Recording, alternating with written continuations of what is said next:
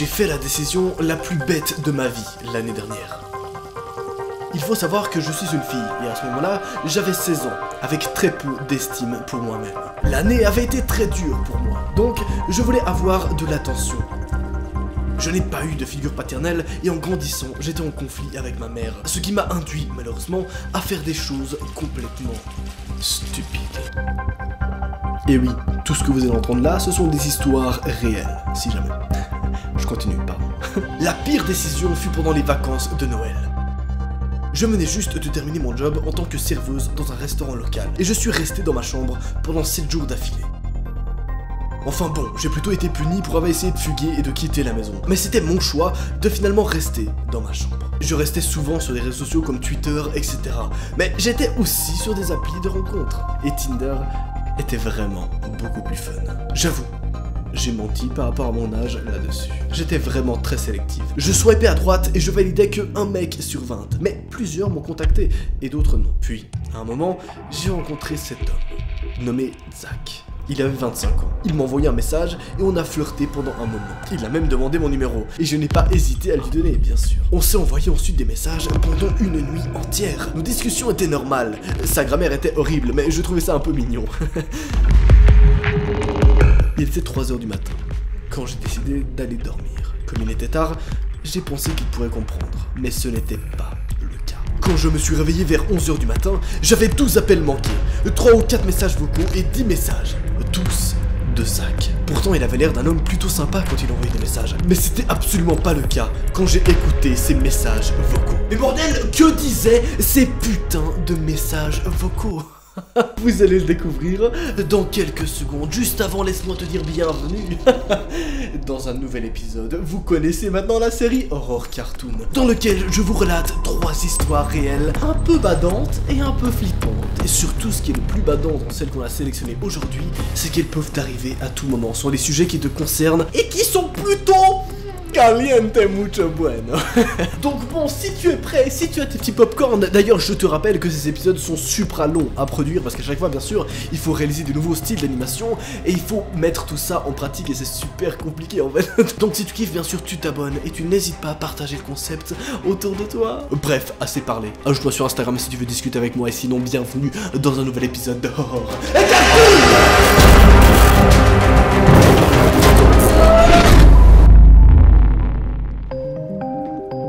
Ça va être stylé, très stylé, comme d'habitude dans ces putains d'épisodes de Horror Cartoon, qui est je crois une des séries que vous kiffez le plus sur ma chaîne YouTube et ça fait plaisir.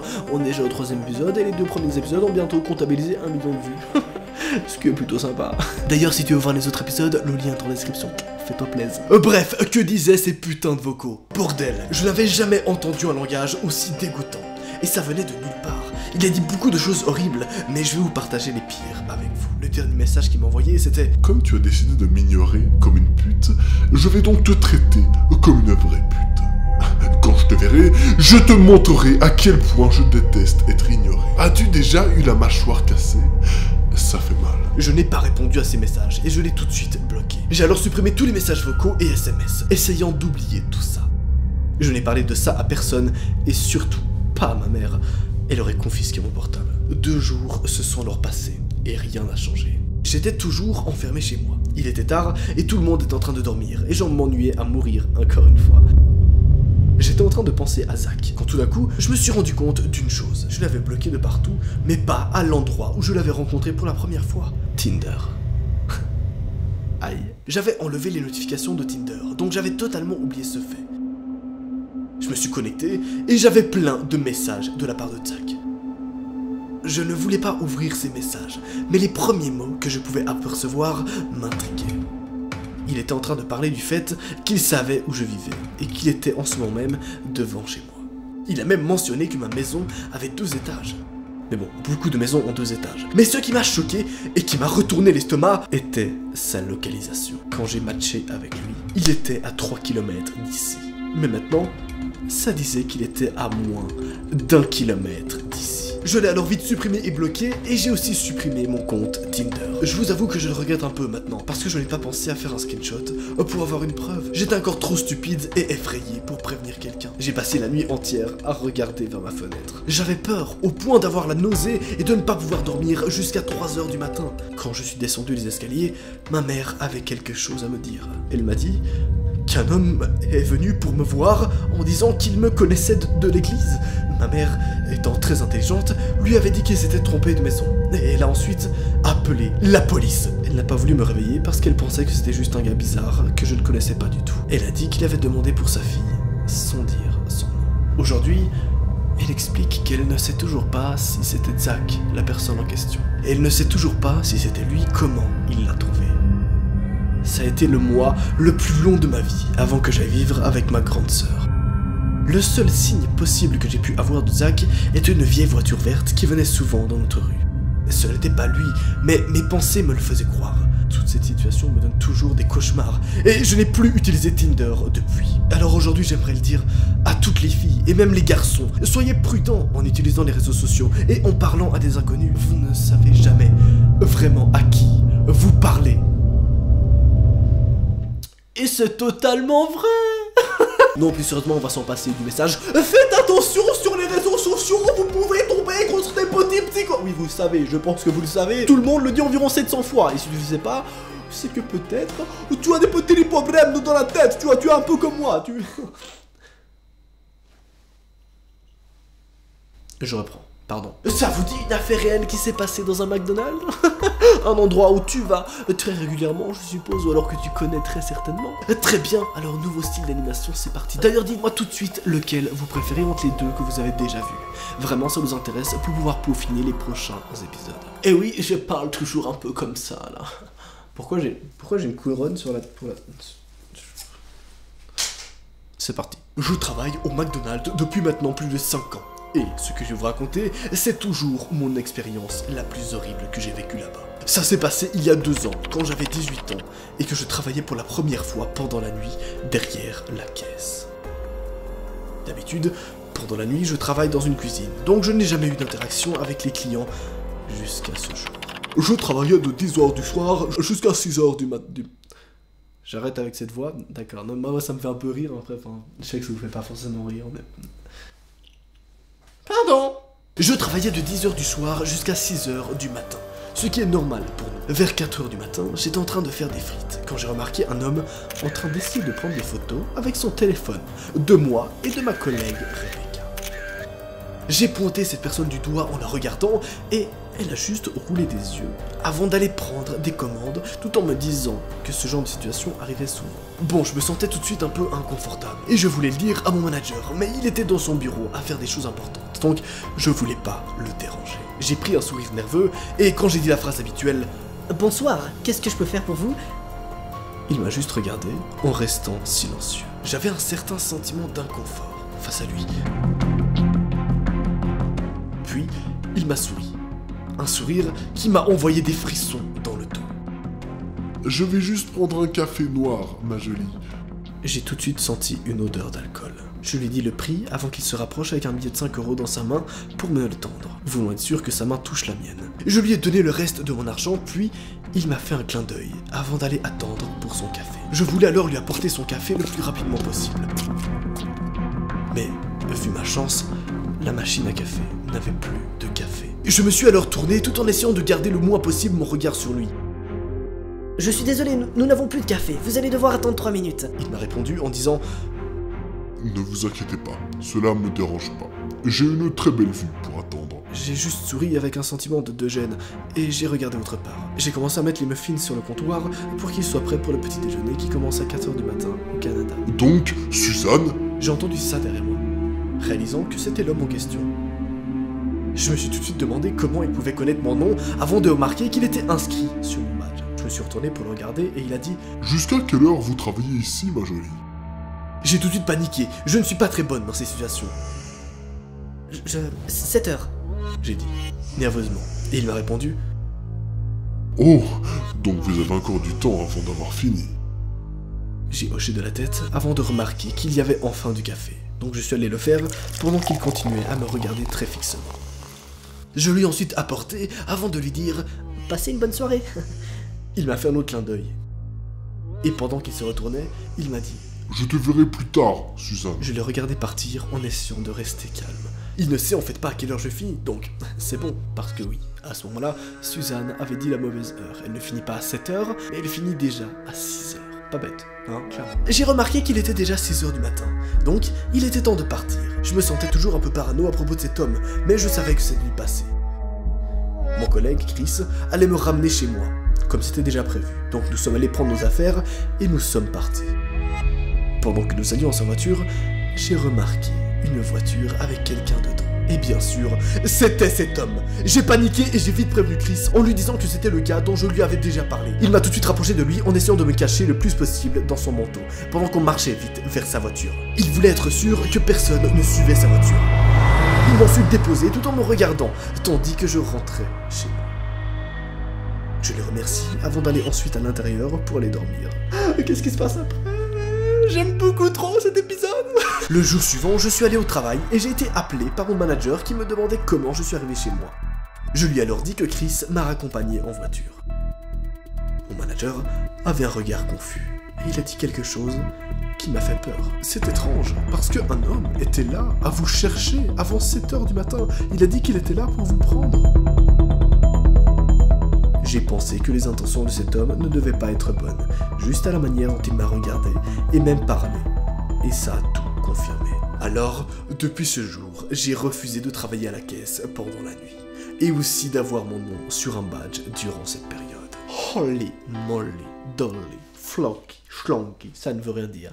Il y a un truc que je kiffe de ouf dans cette affaire, c'est qu'en soi, on ne sait pas ce qui aurait pu se passer si, par exemple, elle avait dit la bonne heure, ou alors si le gars aurait été séduisant en face, parce qu'on n'en parle pas assez, là, le gars était chelou en face, donc ça se crame. Mais dans les 90% des cas, le gars en face paraît totalement normal et paraît même charmant, c'est pour ça que vous devez faire très attention. Oui, on est sur des sujets très préventifs aujourd'hui. Et t'inquiète pas, c'était le dernier, le prochain sujet, il est beaucoup plus... dark. Tu vas voir que comme d'habitude dans ces épisodes, l'intensité monte à mesure des histoires qui sont racontées. Bref, passons à la prochaine et après vous aurez même une petite bonus. Parce que je suis trop de bonne humeur aujourd'hui, désolé. Tu es déjà passé à une station d'essence, je suppose, hein? Ben c'est parfait, alors tu pourras totalement être immergé dans cette nouvelle affaire réelle. Pour commencer un peu d'histoire, j'étais un marine un an avant que cette affaire se produise. Certains ont eu la possibilité d'être déployés dans d'autres pays pour combattre. Et malheureusement, je n'ai jamais eu cette opportunité. Mais si je n'avais pas été dans la marine, je ne pense pas que j'aurais été présent aujourd'hui pour raconter cette affaire. Bref, maintenant, commençons. C'est bon, j'ai captivé ton attention? Oui, je sais, à chaque fois on a des mécaniques différentes. Tu commences à avoir l'habitude et tu commences à kiffer. C'est à ce moment-là que tu te dis bien, putain, faut que j'active la cloche. Pardon. Cette histoire prend place l'année dernière pendant les vacances dans la nuit en Arizona. Je venais de partir du travail en ayant pris avec moi un collègue pour le ramener chez lui après avoir été au restaurant. Je suis passé par une station d'essence après l'avoir déposé. J'avais 2 jobs à ce moment-là et il était déjà tard, environ 2h du matin. Je savais qu'une boisson énergisante pourrait m'aider pour me réveiller demain matin pour mon prochain job. Donc je suis allé lentement à cette station d'essence vide. Et j'ai remarqué qu'il n'y avait pas de voiture à part la mienne. C'est à ce moment-là aussi que j'ai remarqué quelque chose d'autre. Tandis que j'allais me garer devant l'entrée, une figure dans l'ombre s'est soudainement hissée le long des murs de la station d'essence et a continué à ramper le long des murs, tandis que je m'arrêtais. Mais à ce moment-là, je vous avoue que je m'en fichais parce que j'étais fatigué et que je pensais que c'était juste une personne un peu ivre. J'ai alors aperçu le début de son visage quand il commençait à s'éloigner de l'ombre.